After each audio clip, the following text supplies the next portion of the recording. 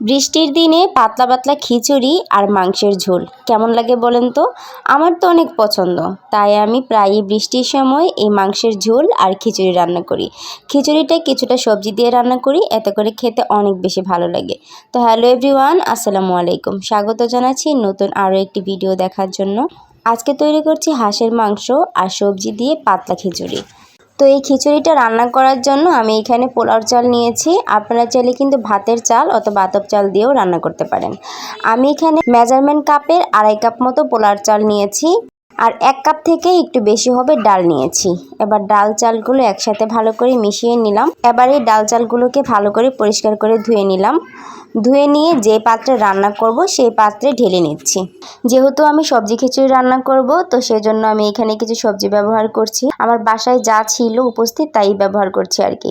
দিয়ে দিলাম কিছু বেগুন কুচি, আর দিয়ে দিলাম চিচিঙ্গা বা কুইডা যেটাই বলেন আপনারা, আর দিয়ে দিচ্ছি কিছু আলু কুচি আর একটা টমেটো। এবার দিয়ে দিচ্ছি স্বাদ মতো হলুদ আর একটু মরিচ গুঁড়া আর একটু আদা বাটা, রসুন বাটা। মশলাপাতি দেওয়ার পরে চাল ডালের সঙ্গে খুব ভালোভাবে মিশিয়ে নিতে হবে।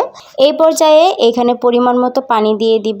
আপনারা আপনাদের পরিমাণ অনুযায়ী পানিটা দিয়ে নেবেন। পানিটা দিয়ে এখানে আমি কিছু কাঁচামরিচ ব্যবহার করছি। কাঁচামরিচগুলোকে মাঝখান থেকে ভেঙে ভেঙে দিয়ে দিচ্ছি, আর দিয়ে দিচ্ছি পরিমাণ মতো লবণ। এবার আমি যে হাঁসের মাংসটা রান্না করব সেটাকে ভালো করে ধুয়ে নিয়ে এসেছি। এই পর্যায়ে ছোট্ট একটা টিপস দিব আপনাদেরকে। যাদের হাঁসের মাংস খেতে গন্ধ লাগে, গন্ধের কারণে হাঁসের মাংস খেতে পারেন না, তারা কিন্তু হাঁসের মাংসটাকে ভালো করে ধুয়ে লেবু চিপে হাঁসের মাংসটাকে আবার আধা ঘন্টার জন্য ঢেকে রেখে দিবেন। আধা ঘন্টা পর যদি হাঁসের মাংসটা ধুয়ে ফেলেন, তাহলে কিন্তু হাঁসের মাংস থেকে আলাদা একটা হাঁসের যে স্মেল আছে এটা কিন্তু আর হবে না। হাঁসের মাংসটা খেতে খুব মজা লাগবে। তো বাকি সব প্রসেস আমি আর দেখাচ্ছি না, দেখালে ভিডিওটা অনেক লং হয়ে যাবে এই জন্য। তো হাঁসের মাংসটা আমি মেখে বসাবো, সেই জন্য এখানে দিয়ে দিলাম পরিমাণ মতো লবণ, আর দিয়ে দিয়েছি পরিমাণ মতো হলুদ। দিয়ে দিলাম এখানে 4 চা চামচের মতো মরিচের গুঁড়া, 1.5 টেবিল চামচের মতো আদা বাটা, 1.5 টেবিল চামচের মতো রসুন বাটা। দিয়ে দিচ্ছি 1 কাপ পরিমাণ পেঁয়াজ কুচি। পেঁয়াজ কুচিগুলোকে আমি হাত দিয়ে একটু কষলে কষলে দিচ্ছি, এতে করে তাড়াতাড়ি পেঁয়াজগুলো গলে যাবে। তারপর দিয়ে দিব পরিমাণ মতো এলাচ, পরিমাণ মতো দারচিনি, পরিমাণ মতো তেজপাতা। তারপরে দিয়ে দিচ্ছি এখানে 1 চা চামচের মতো জিরা গুঁড়া। দিয়ে দিচ্ছি পরিমাণ মতো রান্নার সাদা তেল। আমি এখানে হাত দিয়ে মেপে দিচ্ছি, তো 4-5 টেবিল চামচের মতো হবে। তেলটা দিয়ে ভালো করে হাত দিয়ে মাংসটা মেখে নিব। মাংসটা মাখানোর সময় যতটা সুন্দর হবে, খাইতে কিন্তু তত বেশি মজা লাগবে। মাংসটা মেখে আমি আধা ঘন্টার জন্য রেস্টে রেখে দিব, এতে করে মাংসটা খেতে অনেক বেশি মজা লাগে। তারপর আমি মাংসটা সুন্দর করে মাখা হয়ে গেলে হাত ধুয়ে একটু পানি দিয়ে দিয়েছি, অল্প একটু পানি, 1 কাপের 4 ভাগের 1 ভাগ পানি দিয়েছি। দিয়ে একটা ঢাকনা দিয়ে ঢেকে আমি আধা ঘন্টার জন্য রেস্টে রেখে দিব। এতে করে মাংসটার ভিতরে মশলাপাতি খুব ভালো করে ঢুকে যাবে আর খেতে অনেক বেশি মজা লাগবে।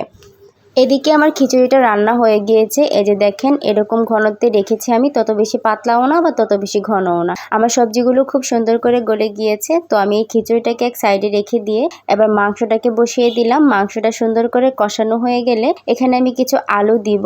আলু দিয়ে আমি এখানে ঝোল দিব। ঝোল দিয়ে প্রেসার কুকারে ঢাকনাটা লাগিয়ে দিব। আর ঝোলটা কিন্তু অবশ্যই গরম পানি দিতে হবে, না হলে কিন্তু মাংসটা শক্ত হয়ে যাবে, সফট থাকবে না, হাঁসের মাংসটা অনেক শক্ত হয়ে যাবে। তারপর দিয়ে দিচ্ছি কিছু কাঁচামরিচ দিলে কিন্তু মাংসের ফ্লেভারটা অনেক ভালো লাগে। তারপর আমি প্রেসার কুকারে ঢাকনাটা লাগিয়ে দিব। আমি হাঁসের মাংসটা প্রেসার কুকারে রান্না করছি এই জন্য, কারণ এটা চিনি হাঁস আর হাঁসটা অনেক শক্ত ছিল। এটা প্রথম দিন যখন অর্ধেকটা রান্না করছি, এটা খাইতে অনেক কষ্ট হয়েছে, অনেক শক্ত ছিল হাঁসটা। এই পর্যায়ে এখন আমি খিচুড়িটাকে বাগার দিয়ে নিব, সেই জন্য কিছু পেঁয়াজ কুচি করে নিলাম আর কিছু রসুন কুচি দিয়েছি। সুন্দর করে ভাজা হয়ে গেলে আমি এটা বাগার দিয়ে দিচ্ছি খিচুড়িটাকে। সবটা খিচুড়ি এখানে ঢেলে নিচ্ছি, কড়াইটা একটু বড় দেখে নিয়েছি। তারপর যখন মাংসটা সুন্দর করে হয়ে যাবে, মাংসটা প্রেসার কুকারে আমি 2টা সিটি পর্যন্ত অপেক্ষা করেছি। 2টা সিটি হয়ে গেলেই মাংসের ঢাকনাটা খুলে দিয়েছি। খুলে দিয়ে মাংসের এখানে আমি জিরা ব্যবহার করেছি অল্প একটু। লাস্টে ভাজা জিরাটা ব্যবহার করলে কিন্তু টেস্টটা অনেক বেশি ভালো আসে। যেহেতু আমরা কষিয়ে বসিয়ে দিয়েছি, এটা কিন্তু আর বাগার দেওয়া হয়নি, সেজন্য লাস্টে বাগারটা দিলে মাংসের স্মেলটা অনেক সুন্দর আসে, খেতে অনেক বেশি মজা লাগে। তো এবার মাংস আর খিচুড়ি তো আমার হয়ে গিয়েছে, এবার আমার খাওয়ার পালা। তো আশা করছি আজকের ভিডিওটি আপনাদের কাছে ভালো লেগেছে। যদি ভালো লেগে যায়, লাইক কমেন্ট শেয়ার করতে ভুলবেন না। আর আজকের মতো আমার ছোট্ট ভিডিওটি থেকে এখানে বিদায় নিচ্ছি। সকলে ভালো থাকবেন। আল্লাহ হাফেজ, আসসালামু আলাইকুম।